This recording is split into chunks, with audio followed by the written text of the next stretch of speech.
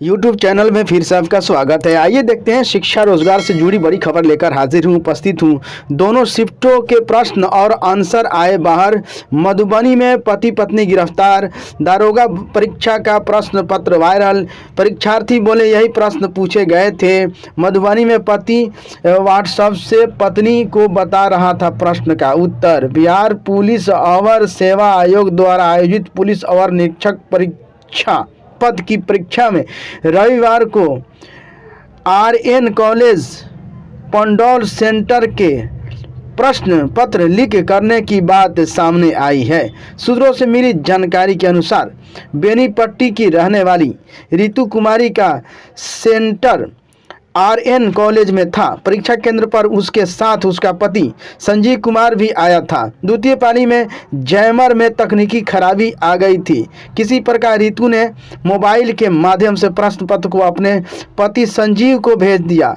फिर संजीव बाहर से प्रश्न को सॉल्व कर अपनी पत्नी को बता रहा था। सेंटर पर जांच के दौरान अभ्यर्थी को पकड़ लिया गया। इस बात की जानकारी तत्काल केंद्राधीक्षक ने वरीय अधिकारी को दी। बताया जा रहा है कि सदर एसडीओ अश्विनी कुमार मौके पर पहुंचे और व्यवस्थापक रूप से पूछताछ की, जिससे बाद पति और पत्नी को गिरफ्तार कर लिया गया। इस मामले में सदर एसडीओ अश्विनी कुमार ने कुछ भी बताने से परहेज किया और कहा कि सारी जानकारी सोमवार को दी जाएगी। अभी जांच जारी है। 85% रही उपस्थिति, कदाचार में 9 निष्कासित। इस प्रारंभिक परीक्षा 85% यानी 5.61 लाख यानी 5,61,000 अभ्यर्थियों ने भाग लिया था। बिहार पुलिस अवर सेवा आयोग के ओएसडी ने बताया कि परीक्षा में कुल 9 अभ्यर्थियों को कदाचार के आरोप में निष्कासित किया गया है। शिक्षक बहाली में एक अभ्यर्थी का एक सीट पर शिक्षक बहाली में एक अभ्यर्थी का एक सीट पर ही जारी हो रिजल्ट। मांग अभ्यर्थी द्वारा दिए गए वरीयता के अनुसार रिजल्ट जारी होने से भरे जा सकेंगे सभी सीट। बिहार प्रारंभिक युवा शिक्षक संघ के प्रदेश अध्यक्ष दीपांकर गौरव ने बीपीएससी अध्यक्ष अतुल प्रसाद को पत्र लिखकर एक अभ्यर्थी का एक ही पद पर रिजल्ट जारी करने की मांग की है। दीपांकर ने कहा कि बीपीएससी द्वारा 1,22,000 सीटों पर शिक्षक बहाली की परीक्षा शुक्रवार को समाप्त हो गई। आयोग इसका रिजल्ट जारी करने में जुट गया है। इस बीच शिक्षक बहाली परीक्षा के विषयों का औपबंधिक उत्तर भी बीपीएससी ने वेबसाइट पर अपलोड कर दिए हैं। इससे पहले दीपांकर ने बताया कि लाखों अभ्यर्थियों ने माध्यमिक तथा उच्च माध्यमिक तीनों विद्यालयों के शिक्षक पद पर शामिल होने के लिए परीक्षा दी है। ऐसी परिस्थिति में एक अभ्यर्थी का चयन एक साथ तीनों सीटों पर हो जाएगा, जिससे दूसरे अभ्यर्थियों को उक्त सीटों पर बहाली में शामिल होने का मौका नहीं मिलेगा। उन्होंने मांग की है कि शिक्षक अभ्यर्थियों को उनके द्वारा आवेदन के समय दिए गए वरीयता के आधार पर एक ही सीट पर रिजल्ट घोषित किया जाए, जिससे सभी सीटों पर योग्य कैंडिडेट्स का रिजल्ट आ सकेगा। स्कूलों में शनिवार को होगी साप्ताहिक परीक्षा और मूल्यांकन। शिक्षकों की परीक्षा का दूसरी आंसर की अपलोड। शिक्षक नियुक्ति परीक्षा के दूसरे चरण में मध्य विद्यालय 6ठी से 8वीं के शिक्षकों की नियुक्ति के लिए 9 दिसंबर को ली गई परीक्षा का दूसरा आंसर की भी बीपीएससी ने अपने वेबसाइट पर अपलोड कर दी है। यदि किसी अभ्यर्थी को इससे किसी उत्तर पर आपत्ति है तो 19 से 20 दिसंबर को अपने यूजर नेम और पासवर्ड से लॉगिन कर डैशबोर्ड पर साक्ष्य और को अपलोड करते हुए दर्ज कराएंगे। इसके लिए प्रति प्रश्न 500 रुपये का शुल्क भी देना होगा।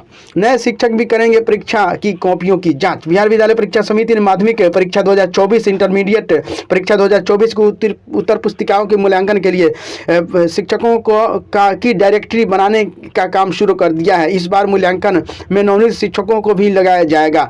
परीक्षा समिति ने सभी मान्यता प्राप्त विद्यालय के प्रधान डीपीओ व डीओ को निर्देश दिया है कि वे 26 दिसंबर तक नए और पहले से कार्यरत शिक्षकों की सूची समिति के वेबसाइट पर अपलोड करेंगे।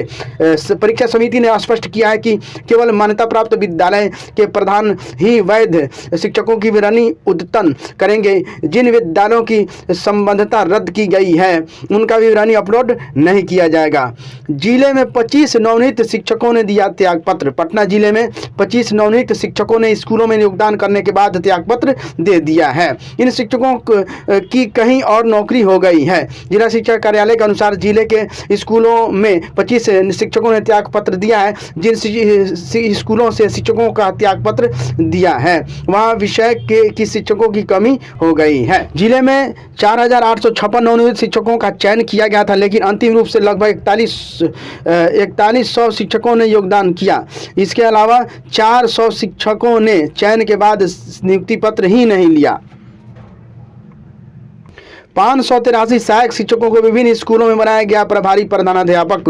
राज्य के सरकार राजकीयकृत परियोजना उच्च विद्यालयों के 583 सहायक शिक्षकों को अस्थायी व्यवस्था के तहत प्रधानाध्यापक के पद पर कार्यकारी प्रभार दे दिया गया है। कार्यकारी प्रधानाध्यापक अपने बने सहायक शिक्षकों को पदस्थापित कर दिया गया है। इस संदर्भ में अधिसूचना जारी कर दी गई है। यह निर्णय माध्यमिक शिक्षा निदेशक की अध्यक्षता में स्क्रीनिंग समिति ने लिया। स्क्रीनिंग समिति की अनुशंसा के आलोक में इन सहायक शिक्षकों को उच्चतर पद का कार्यकारी प्रभार दे दिया गया है। जानकारी के मुताबिक उच्च न्यायालय ने विचाराधीन सिविल अपील राज्य सरकार एवं अन्य बनाम सुशील कुमार सिंह एवं अन्य तथा और संबद्ध वादों में पारित होने वाले अंतिम आदेश के आलोक में प्रभावित होने की शर्त पर अवैधानिक की अनुमति दी जा रही है। विभागों में बटी मतदान केंद्रों के तैयार करने की जिम्मेदारी। लोकसभा चुनाव में बनेंगे 77,000 से अधिक मतदान केंद्र।